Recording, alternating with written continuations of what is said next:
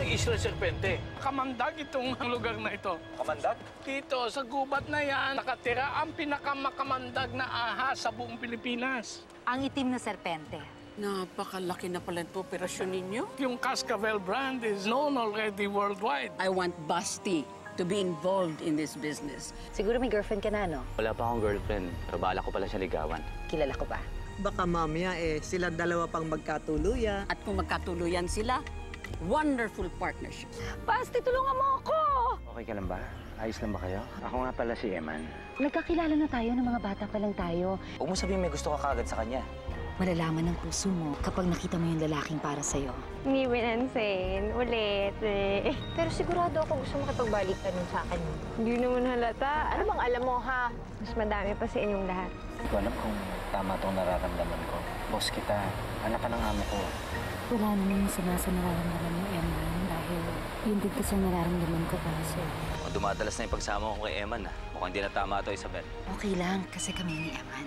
Ano? Nobya ko na siya. Kaya Nora, sekreto natin yan. Tsak, magagalit si Tito Eddie at si Tita Aurora pag nalaman nila. Yun ay kung malalaman nila.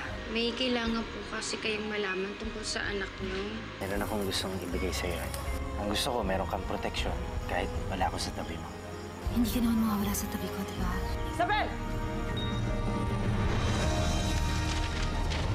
Layon mo yan! Hindi ka nga dito.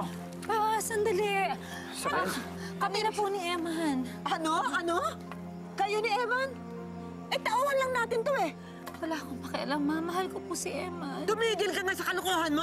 Umuwi na tayo. Ma, sandali lang po. Anong sandali? Alika na. Huwag niyo sasaktan si Isabel!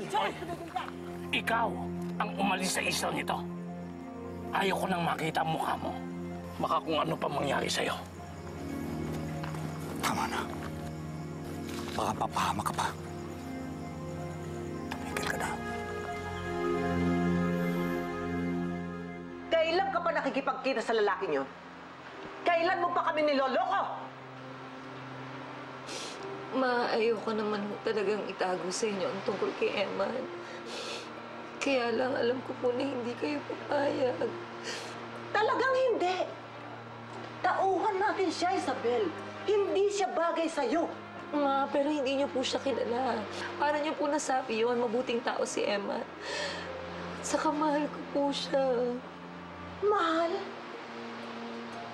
Anong alam mo sa pagmamahal? Ha? Sa palagay mo ba masasabi mo pa rin yan kapag wala na kayong makain? Hoy, hindi ang katulad ni Eman ang para sa'yo. Kalimutan mo na siya! Marami namang ibang lalaki dyan. Si Basti, kayo ang nababagay sa isa't isa. Tama ang mama mo, Iha. Tama siya. Pero si Eman po ang mahal ko, Ma. Isabel, makinig ka sa akin. Itigil mo na yung kalokohan niya. Bukas na bukas, babalik tayo ng Maynila. At huwag mo nang isipin na makipagkita dyan sa Emma na yan. Dahil hindi ka na makakalabas ng bahay na ito hanggang umalis tayo. Pagbibiling ko sa mga gwardya. Pa! Tumigil ka na. Tumigil ka na. Halika na, Aurora. Iyan natin siya mag-isa. Halika na. Ano ba pumasok sa kokote mo, ha, Eman? Sa dinami-dami ng babae dito sa isla, bakit si Ma'am Isabel pa? Tingnan mo tuloy nangyari. Galit na galit si Boss Eddie. Nawala ka ng trabaho, pinalalayas ka pa rito sa isla. Mamaya ano maapekto ang trabaho ko Anong mangyayari sa atin kapag nangyari yun? Mag-isip-isip ka nga. Hindi kayo pa pwede magkatuluyan na Isabel. Itanim mo sa utak mo yan. Kaya itigil mo na ilusyon mo. Ha? Napakalaking kagaguhan ginawa mo. Isabel, pasensya ka na hindi nakapagtakpan sa magulang mo. Ma, please. Tulungan mo ko. Kailangan ko makausap si Eman. Please, tulungan mo ko. Okay ka lang ba? Ikaw naman kasi. Bakit naman yung Isabel na yun pa yung nagustuhan mo? Eh, nandito naman ako. Eman, Alam ko ako yung nakipag-iwalay dati. Nagsisisi nga ako eh. Kasi nung naghiwalay tayo, doon ko nalaman na mahal pala kita talaga. Mahal na mahal kita, Eman. Eman, kalimutan mo na si Isabel. Sige na, bumalik ka na sa akin. Nora, kung ano man meron tayo noon, tapos na yun. Ayaw kitang saktan. Pero si Isabel talaga ang mahal ko.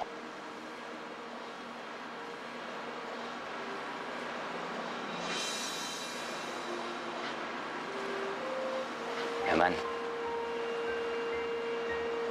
pwede ba kita makausap sandali?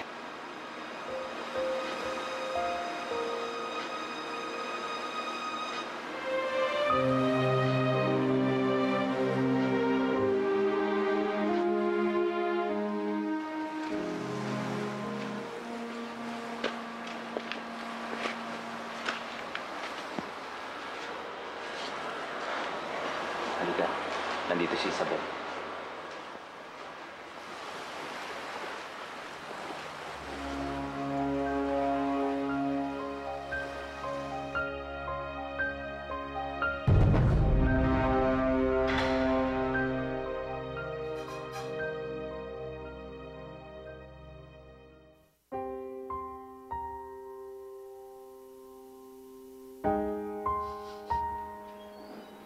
Isabel, Basti, kailangan niyo bilisan ng pag-uusap. Baka abutan kayo ni Tito Eddie. andyan siya. Eman. Isabel.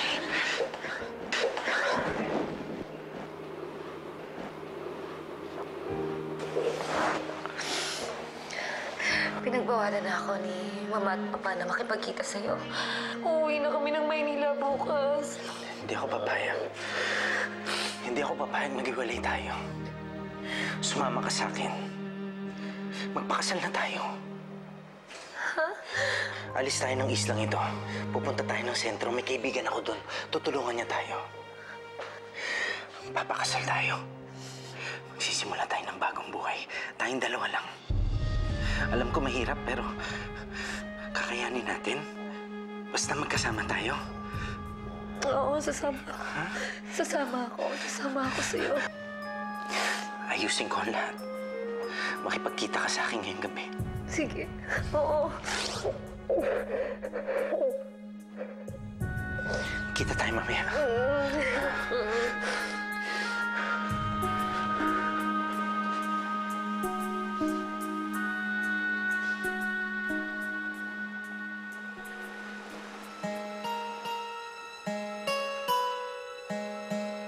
Ate! Ate Nora! Ate Nora, sumunod ka sa akin! Ate Nora! Ate Nora, sumunod ka sa akin! Ano ba problema mo? Hindi mo ba nakikita? Malungkot ako. Ate, alam ko naman yun eh. Kaya nga ako pumunta dito dahil narinig ko yung plano nila. Magtatana na sila ngayon na malapit na, kaya sumama ka na sa akin. Hindi ako papayag. Hindi ako papayag na si Eman sumama dyan sa babaeng yan. Ay, oo, nakikitang nagkakaganyan ka, nasasaktan ka ng ganyan. May paraan para mawala yung Isabel na yan. Isabel, sigurado ka ba sa gagawin mo? Basti, ayoko naman talagang gawin ito, pero ito lang ang tanging paraan para magkasama kami ni Eman. Mahal ko talaga siya, Basti. Alam mo, kapag nagmahal ka ng totoo, may intindihan mo rin ako. Naiintindihan ka tayo, Isabel. Salamat, Basti. Ikaw talaga best friend ko.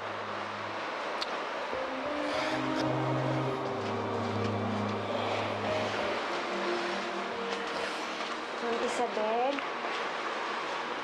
Ma'am, may naghahanap po sa inyo. Ma'am, pinapasundo po kayo ni Eman sa akin. Pero sabi niya, magkikita kaming dalawa. Wala na ho akong panahon magpaliwanag. Bilisan na lang ho natin.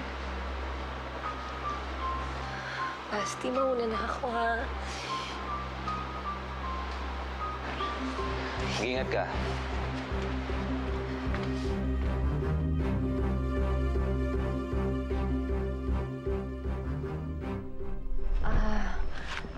Teka muna.